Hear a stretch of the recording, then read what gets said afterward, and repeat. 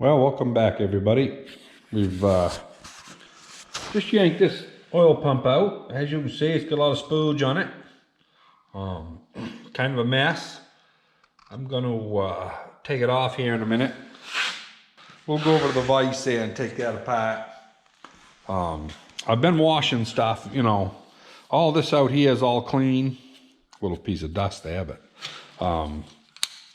inside here, you know, I've rinsed off all the crank and everything, but down in the bottom, that spooge that's down there, I don't know what it is, but Brake Clean won't touch it. It just, you can spray it on it till the whole can goes away and it never touches it. So I got to get some gasoline in there and do some washing, which I'm going to do later. But this video is going to be about the oil pump. So we'll take that over at the vise. So I'm going to go get me a set of side cutters here in a minute. I don't think I got a set. Yeah, I do have a set right here. Kind of an interesting thing. Boy, that's tough stuff. Might need a better set of dikes here. There we go. So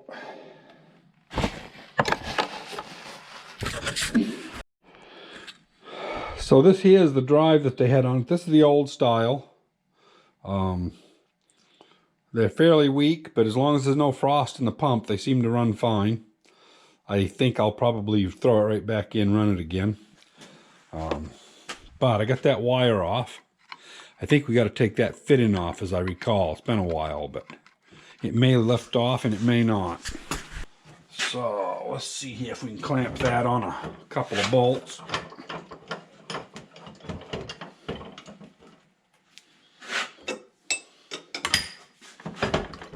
Come on.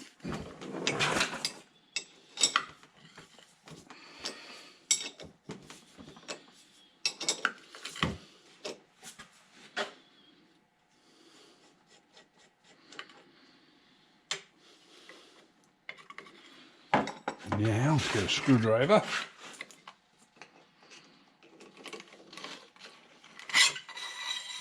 What a nasty mess. Ugh. I guess we'll throw that gasket away. Now the fun part. Let's see what there is for gears in the old girl. See how bad they look. A bunch of water just came out.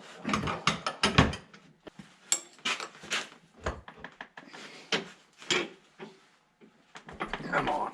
Holy shit. Clear them smoked out.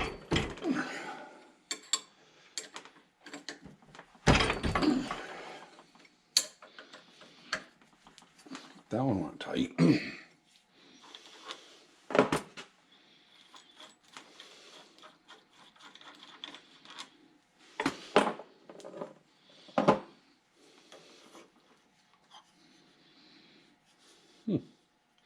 Jeez, it don't look bad.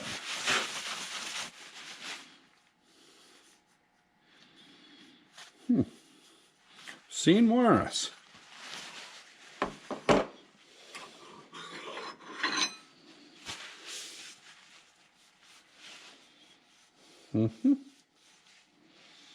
Yeah, not bad. That one is get the little hydraulic suction going on.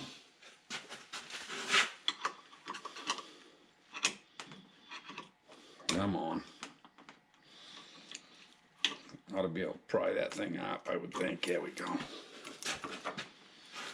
Yeah, these gears look good. So anyway, I'm not going to bore you with the washing, but I'm going to go to the pot sink and I'll bring you back in about 15-20 minutes and we'll see about reassembling this thing. Well, we're going to put some of this Ultra Slick on that set of gears. They're proud about 5 thousandths, and the original gasket was 10 thousandths gasket. So we're going to put it right back in with the original gasket. Just going to put some anaerobic gasket maker on over it, because that stuff crushes right out to basically nothing. So I don't want to drop that in there with that gear there. I won't be able to get it out. Come on, there we go.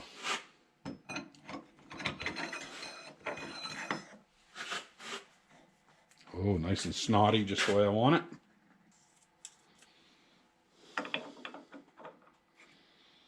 Beautiful.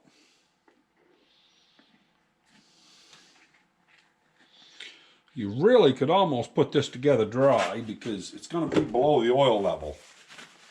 That's one thing about these. Once you put the oil in the machine, it will have oil to the pump. So I'm going to wipe this off so that it's a clean surface. And just put that around just the surface a little bit.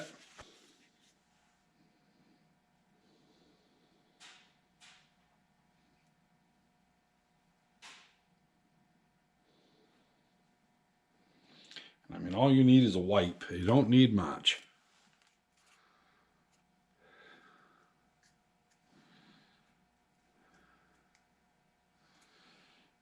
And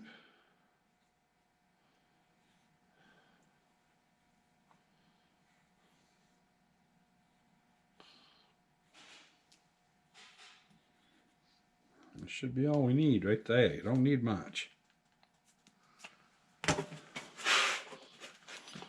So we will make sure that that's not going to hit the gears. Boy, that looks good right there.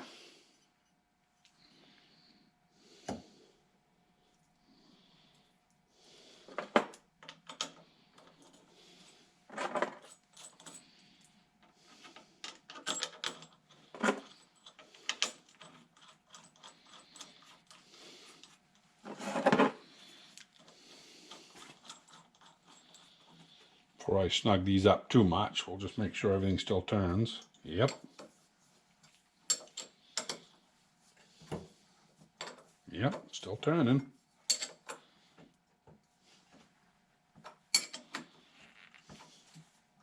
Yep, feels beautiful.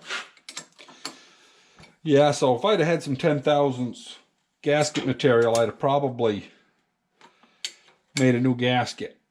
But I don't actually have any, so that's pretty thin stuff. Beautiful. Everything still turns over. Get up here so I'm sitting on them bolts. There we go. Yep, fits very good. Now I've got some washing to do. Let's see if we can get the spooge off of this. It's got some bad places, but I'll tell you my theory on that right now before I wash it. Basically, this is how it sets in the tractor. So if a piece of cotter pin or something hits this, you know, it could go between the gears. So what I'm going to do, I'm going to go and get this. I'll put it back on. As far as I'm concerned, I'm not worrying about little particles going through the pump. I'm worrying about pieces of metal. And anything metal will usually go to the bottom and it won't pick it up. So anyway, we're going to clean it. I know it's a little worse for wear, but yeah, we're going to use a... Well, to tie this on, I'm just going to use a piece of soft copper. To get it this straight, just put it in a vise and pull on it with a pair of pliers. And it's pretty amazing how much it will stretch into place. And then I'll cut the ends off. We'll trim it a little more probably when we get done, but oh yeah.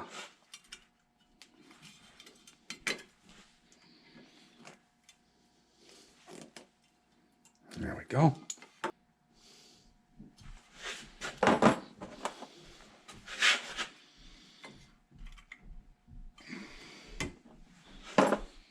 Yeah, hope there's what I want right there. Something to tap with. Just getting it in beyond the housing here.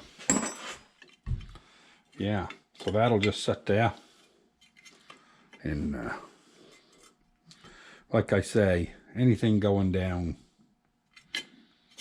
you know, nothing should hit it. This is actually, I'm pretty sure that this is the front. So everything in motion's back here, I believe. Yeah, pretty much positive of that. So anyway, we'll put this in tomorrow when I get the rest of it cleaned out. Well, I got all that spooge out of there. There's still some little stuff, but I've been doing a lot of pounding and frigging up here. This engine, when you cranked it over, it would crunch on the cam gear. And, well, you can see it's lined up where it needs to be right now, as far as side to side with the crank. Look how much I got this loosened. Now, I've had this off. This has got a brand new race in it. So I'm not sure if it's the right race. Lock washers with safety wire, I've never seen that on one of these. Any of them I've ever seen had the foldovers, like this side here. Now this one here sets right over where it belongs. So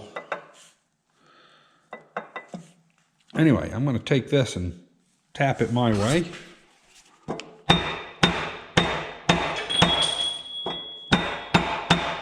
See if we can't get this off a little bit.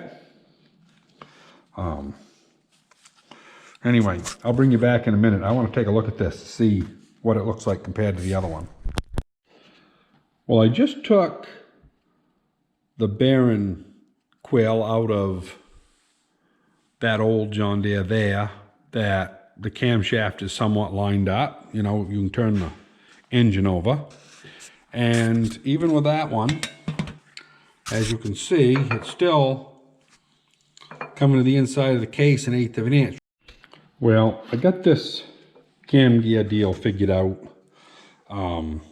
This cam gear and this camshaft are out of a later model tractor.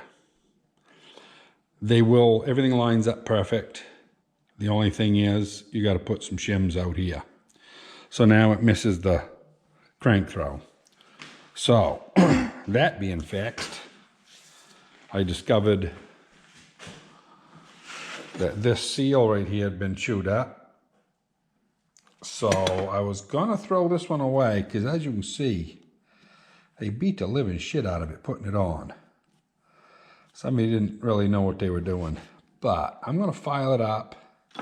I'm gonna take it in the milling machine and make another slot on the other side where this is all stove up.